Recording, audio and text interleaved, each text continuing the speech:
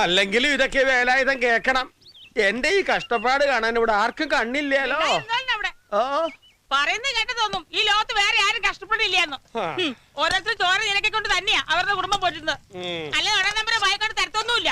പെൺകുട്ടികൾ 3 എണ്ണ വളർന്നു വരുന്നത്, അത് മറക്കണ്ട. അതും ഒടേ തമ്പുരാൻ തന്നതാണെന്ന് നീയും മറക്കണ്ട. അതേത് മനക്കൽ തമ്പുരാനാ മാമ? നീങ്ങി വരിക. ഓ, ഒന്നൂടെ പറയ്. അല്ല, ഇവിടത്തെ ഈ 3 പെമ്മക്കാൽ തന്ന തമ്പുരാനുണ്ടല്ലോ, അതേത് മനക്കലാ? ഇപ്പൊ മനസ്സിലായോ? അതും ഈ തമ്പുരാൻ തന്നെയാ വേലായുധം തമ്പുരാൻ. പോയിരുന്ന് പരത്തണോ പോത്തെ.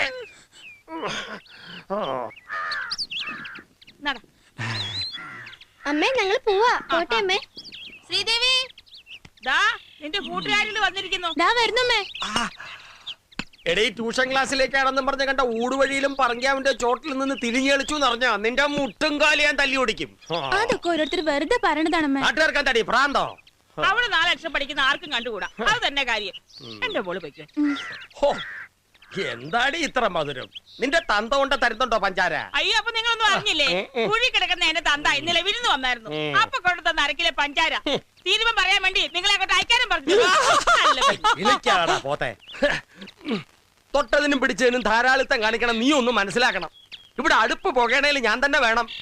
ആ കുഞ്ഞുണ്ണി നേർക്ക് മുതൽ 4 മാസത്തെ പലിശ അടക്കം ഉറുപ്പിക 6800 കൊടുക്കണം. ആ ഒരു വിചാരം ഇവിടെ ആർക്കെങ്കിലും ഉണ്ടോടി വെള്ളാനെ?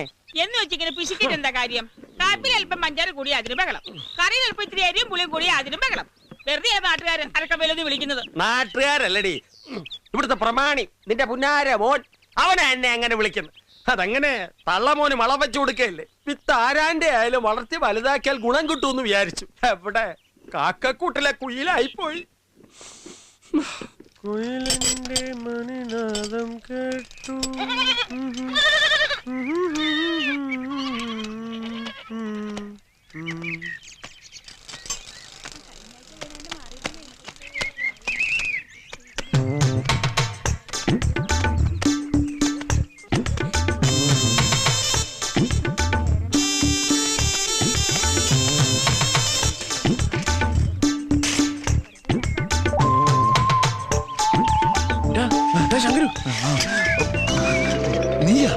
നീ ആളെ പേടിപ്പിച്ചു കളഞ്ഞല്ല.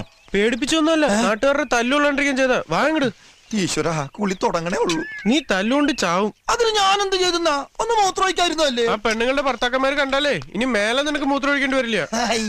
ചിരിക്കണ്ട, ഒരു കോലം കണ്ടാ മതി. ഇതിനെന്താ കുഴപ്പം? വെറുതെ അല്ല നാട്ടുകാർ നിന്നെ പച്ചോന്തെന്ന് വിളിക്കണ. വിളിക്കട്ടാ, വിളിച്ച് പഠിക്കട്ടെ. പച്ചോന്തേ ഇതൊക്കെ ഇട്ട് പൊന്തയിലിരുന്ന് ആരും കാണണമെന്ന് നിന്റെ വിചാരം? അങ്ങനെ പെട്ടെന്ന് അങ്ങനെ